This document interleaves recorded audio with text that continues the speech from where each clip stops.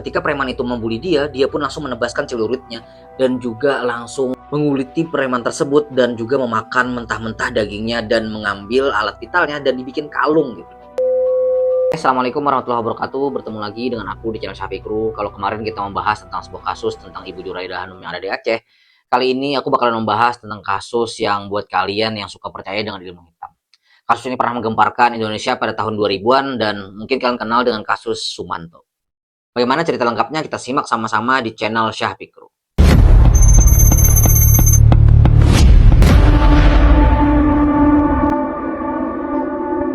Jadi Sumanto ini lahir di Purbalingga di Jawa Tengah. Dia hidup dengan kedua orang tuanya dan juga 3 adiknya gitu. Bisa dikatakan secara ekonomi Sumanto ini bisa dikatakan orang yang berkecukupan lah pada zaman dahulu, karena dia mempunyai warisan dari kakeknya yang lumayan sehingga dia bisa mengenyam pendidikan. Karena pada zaman itu saat dia kecil itu ya, pendidikan lumayan mahal, jadi segelintir orang aja yang bisa sekolah.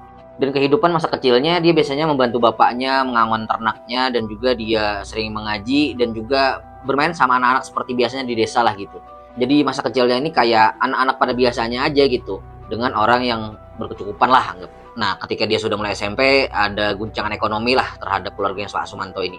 Dia mulai agak kekurangan karena harta-hartanya mulai dijual tipis menipis, sedikit demi sedikit, karena pendapatan orang tuanya yang tidak mencukupi dengan pengeluarannya. Akhirnya dia agak mulai merasakan ekonomi yang agak lebih sulit. Satu-satunya harapan mereka adalah hewan ternak tersebut. Tapi satu persatu hewan ternak itu sebelum melahirkan dan berkembang biak udah dijual duluan. Alhasil ternaknya menjadi semakin sedikit dan juga akhirnya habis. Sumanto aja yang awalnya pakai sepeda, kemudian terpaksa dia jalan kaki gitu. Sampai hingga akhirnya Sumanto ini putus sekolah. Dan beberapa saat kemudian Sumanto ini udah lumayan dewasa. Dan disinilah titik rendahnya Pak Sumanto karena dia benar-benar jadi orang yang tidak mampu. Pada tahun 1988, dia mendapat tawaran kerja di Lampung untuk bekerja di kebun tebu. Demi merubah nasibnya, Sumanto pun mengiyakan dan dia ingin ikut merantau untuk mengubah nasib di ladang tebu tersebut. Setelah bertahun-tahun di Lampung, teman-temannya Sumanto pun pada pulang karena kontrak udah pada habis. Tapi Sumanto tetap memilih tinggal di sana karena dia menemukan pujaan hatinya di sana. Seorang wanita asli dari desa sana yang bernama Sutrima dan dia menikah di sana, yang juga merupakan pekerja di ladang tebu tersebut. Tapi baru setahun menikah, Sumanto ini terlihat mempunyai gelagat yang temperamen, kasar, dan juga suka KDRT.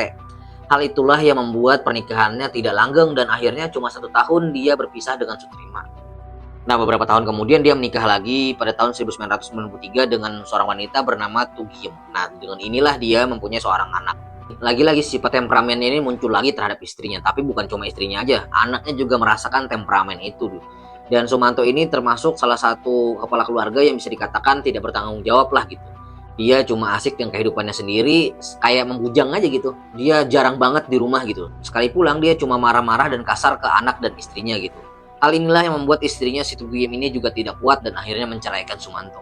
Sejak perceraian kedua, Sumanto ini akhirnya sendirian di Lampung. Walaupun dia bekerja di ladang tersebut, tapi kehidupannya tetap pas-pasan aja gitu. Itulah yang membuat pikirannya agak kacau lah. Nah, di sini Sumanto mulai agak kacau pikirannya, mulai terganggu psikologisnya. Akhirnya dia pengen cara pintas, yaitu dengan ilmu hitam. Sumanto yang udah yakin ingin menganut ilmu hitam, dia pun mencari guru demi guru gitu. Dan akhirnya dia kenal dengan seorang dukun yang bernama Taslim. Yang mana Taslim ini bisa mengatakan kalau dia menganut ilmu hitam dari Taslim ini, dia bisa menghidupkan orang mati, bikin kaya, dan juga awet muda gitu. Otomatis Sumanto langsung tertarik gitu dengan tawaran yang siapa sih yang nggak mau gitu. Pengen jadi kaya, awet muda, jadi tampan, serta bisa menghidupkan orang mati. Ngeri juga tawarannya Pak Taslim ini ya. Dukunnya pun menceritakan bagaimana ritual yang sulit tersebut. Dan walaupun dengan berat hati, tapi dengan ketekatan mental yang luar biasa udah karena dia pengen kaya lah gitu. Akhirnya dia mengiyakan ritual tersebut dan dia bisa mengatakan, saya pasti bisa Pak. Yang mana syaratnya ini adalah Sumanto harus mengkonsumsi 7 manusia. Dan bagian anggota tubuhnya harus dibikin kalung. Kalau itu sudah terpenuhi, otomatis kekuatan dan kesaktian tersebut akan langsung muncul kepada Sumanto gitu.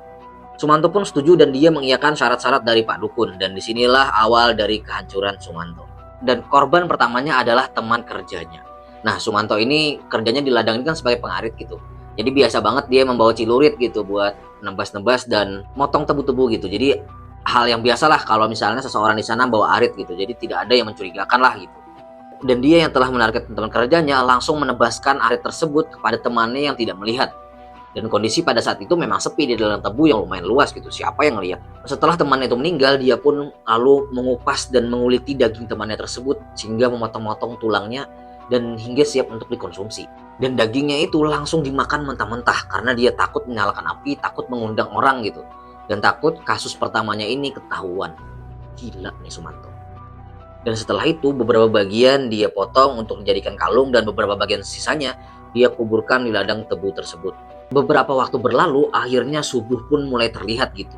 Dia mulai bersiap untuk pulang dan membawa bagian-bagian yang untuk dikeringkan dan diawetkan dan dibikin kalung untuknya temannya.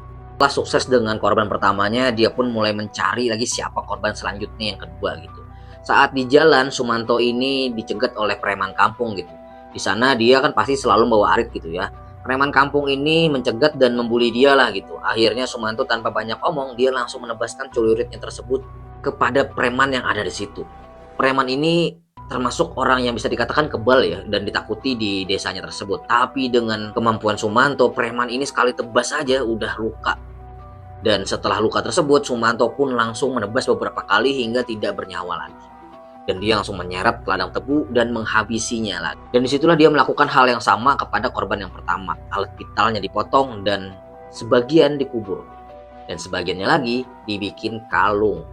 Nah, di sini belum ada yang mencuriga dan belum ada yang tahu tentang kejadian Sumanto ini gitu. Nah, di sini Sumanto mulai mencari siapa target ketiganya gitu. Tapi kesempatan itu tidak pernah datang dan dia jarang banget ketemu momen-momen yang pas seperti korban satu dan juga korban kedua gitu. Ditambah lagi Sumanto ini dipecat dari ladang tebu tersebut sehingga dia kesulitan untuk mencari korban di tempat sepi. Karena udah dipecat pada tahun 1996, akhirnya Sumanto ini terpaksa pulang ke desanya di Purwalingga, Jawa Tengah. Tapi di desanya dia tetap aja ingin melanjutkan ritualnya tersebut, mencari korban-korbannya gitu. Walaupun keadaan desa udah nggak mulai sepi gitu. Saat pulang ke desanya, dia pun tinggal bersama orang tuanya di desa yang lumayan agak rame lah gitu. Di situ dia agak kesulitan mencari momen untuk mencari tumbal pesugihan ataupun kesaktian ilmu hitamnya inilah gitu. Apalagi dia tinggal dengan orang tuanya gitu ya, otomatis gerak-geriknya agak terbatas lah gitu. Ditambah di rumah dia juga sering ribut banget sama orang tuanya karena bisa dikatakan Sumanto ini gagal lah di tanah rantauan gitu. Bukan sukses di rantauan tapi malah sebaliknya gitu. Membuat psikologisnya semakin terganggu dan tekanan mentalnya semakin menggila gitu. Karena sering ribut dengan orang tuanya, akhirnya dia memutuskan tinggal di sebuah gubuk yang tidak jauh lah dari rumahnya gitu. Yang gubuknya lumayan kecil tapi cukuplah untuk satu orang. Sebenarnya warga desa dan keluarganya tidak tega melihat Sumanto tinggal di tempat tersebut.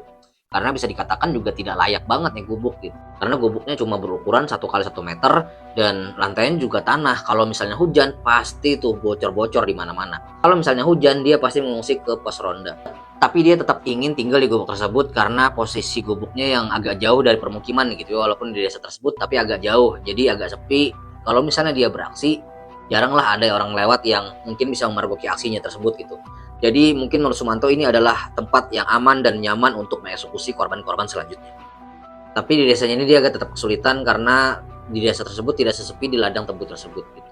Warga pun kadang-kadang mulai ketakutan dengan Sumanto ini. Karena Sumanto ini di desanya dianggap kayak orang terganggu gitu. Kayak orang gila lah bisa dikatakan. Karena dia nggak pernah mandi dan jarang banget makan karena ritual ini.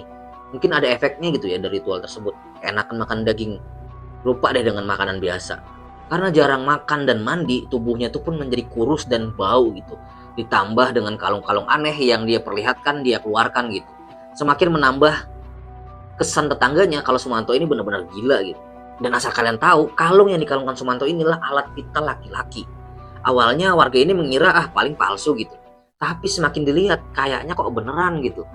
Dan warga juga mulai curiga dan bingung gitu. Sehingga anak-anak juga takut mendekat dengan Sumanto ini. Karena nggak ketemu momen yang pas di desa, akhirnya pada 2003 dia mempunyai ide yang bisa dikatakan bisa memuluskan idenya untuk mencari korban-korban selanjutnya. Nah, saat dia sedang bersantai, dia mendengarkan pengumuman di masjid kalau misalnya ada seorang nenek yang meninggal berusia 80 tahun di desanya tersebut. Kemudian muncullah ide-ide mulai agak liar lah gitu. Sumanto pun mulai ke sana seperti orang berziarah, dia mulai melihat di mana posisinya si nenek tersebut dimakamkan. Setelah 16 jam dikubur, Sumanto pun mulai menyiapkan aksinya, yaitu mulai membawa cangkul, kawat, dan juga membawa karung. Udah ketebak nggak Sumanto mau ngapain?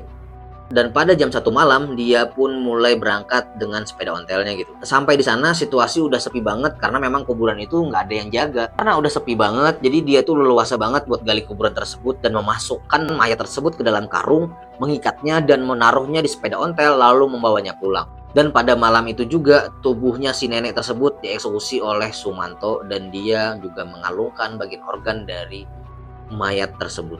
Bagian dagingnya dia pisahkan dan bagian yang tidak bisa dimakan dia kubur di belakang rumahnya gitu. Sekilas daging tersebut mirip aja dengan daging kambing ataupun daging sapi yang udah dikulitin gitu, siapa yang tahu.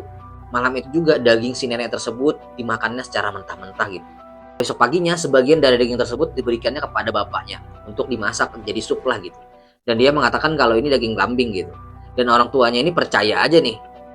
Tumben-tumben nih Sumanto bawa daging gitu. Dapat rezeki dari mana ya kan? Bapaknya ini pun langsung percaya gitu. Dia pun memasak menjadi sup dan juga sate. Di sana nggak ada yang menduga kalau itu daging manusia. Dan mereka pun makan dengan lahapnya sampai menambah beberapa kali gitu. Kok daging ini enak banget toh? Kata bapaknya. Dan di hari yang sama warga mulai menjadi geger karena makam sang nenek tersebut tadi tuh ada yang membongkar dan mayatnya udah hilang gitu. Dan itu membuat warga desa menjadi geger dan heboh saat itu juga. Dan mereka curiga kalau misalnya ada orang yang menganut ilmu hitam yang mengambil mayat lah biasanya. Karena memang pada zaman dahulu itu ritual-ritual ilmu hitam itu sangat sering banget gitu. Dan salah satunya adalah mencuri mayat. Warga pun mulai curiga ke Sumanto karena perilaku Sumanto ini agak aneh serta kalung-kalungnya tersebut yang dianggap tidak wajar gitu. Sehingga mereka mencurigai Sumanto dan melaporkannya kepada polisi. Polisi mulai bergerak memeriksa Sumanto berkat laporan warga. Polisi pun menahan Sumanto dan menginterogasi Sumanto tersebut. Dan yang paling mencengangkan adalah kalung-kalung yang mereka sangka itu adalah imitasi ataupun palsu.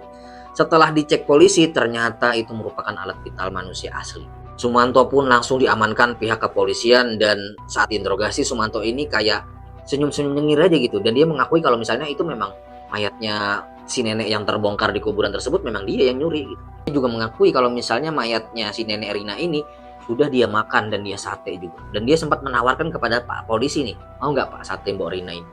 Enak banget loh Pak. Dan dia juga mengakui kalau misalnya sebelumnya dia juga udah melakukan ini di Lampung gitu. Dan dua organ vital ini merupakan korbannya yang ada di Lampung. Yang katanya motifnya untuk ilmu kesaktian dan juga awet muda. Kasus ini langsung menggemparkan warga desa bahkan Indonesia gitu. Keluarganya yang tadi sempat memakan sup dan sate tersebut langsung tercengang dengan Sumanto gitu. Kok bisa? Dan mereka makan daging mayat. Saat rekonstruksi dilakukan, warga melihat bagaimana kebengisan Sumanto hingga bagaimana cara Sumanto memakan daging korbannya tersebut. Dan itu benar-benar di luar kepala, dibikin geleng-geleng lah gitu. Warga juga nggak tahan dengan gak habis pikir dengan kelakuan Sumanto. Ini orang benar-benar gila gitu.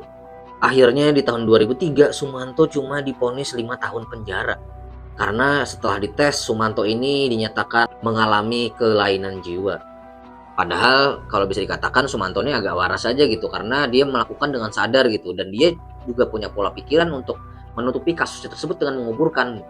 Berarti nggak benar-benar kayak gila aja gitu. Ada waras-warasnya juga lah. Tapi kok 5 tahun aja. Saat di penjara, Sumanto tinggal dengan 8 napi lainnya di dalam sel. Yang membuat kawan napi selnya ini tersiksa gitu. Hingga ketakutan. Karena tahu kasus Sumanto ini yang di luar nalar gitu. Sampai 8 temannya ini ketakutan dan meminta untuk dipindahkan sel karena ketakutan dengan Sumanto gitu. Akhirnya karena banyak aduan dan permintaan dari 8 napi tersebut yang tidak kuat dan ketakutan, akhirnya Sumanto dipisahkan dengan sel sendirian gitu. Namun saat menjalani hukuman, Sumanto ini terlihat lebih bagus gitu. Dia mulai tobat, sering beribadah, patuh dan disiplin, serta berkelakuan baik lah bisa dikatakan di penjara. Dan karena itulah dia mendapat pengurangan masa tahanan. Dan pada 2006 setelah 3 tahun di penjara, dia pun mendapatkan kebebasan bersyarat karena bisa dikatakan berkelakuan baik gitu. Tapi setelah bebas, warga desanya pun menolak kehadiran Sumanto dan dia diusir dari desanya. Akhirnya Sumanto ini ditampung di sebuah pondok pesantren di Purbalingga dan di sanalah dia menghabiskan masa-masanya dengan beribadah dan juga sering mengaji Al-Quran. Mungkin itu aja cerita tentang Sumanto yang terobsesi dengan ilmu hitam dan juga kekayaan hingga dia rela dan bisa mengkonsumsi daging manusia dan menjadi kanibalnya Indonesia. Semoga amal ibadah korban diterima dan semoga Sumanto benar-benar menjadi orang yang baik dan berubah serta bisa memperbaiki dan menebus dosa-dosanya terdahulu. Bagaimana menurut kalian? Silahkan komen di bawah ataupun kalian yang tahu tentang cerita ini silahkan tambahkan di bawah ya. Sampai berjumpa di video selanjutnya. Jangan lupa like dan subscribe channel ini. Terima kasih telah menonton. Assalamualaikum warahmatullahi wabarakatuh.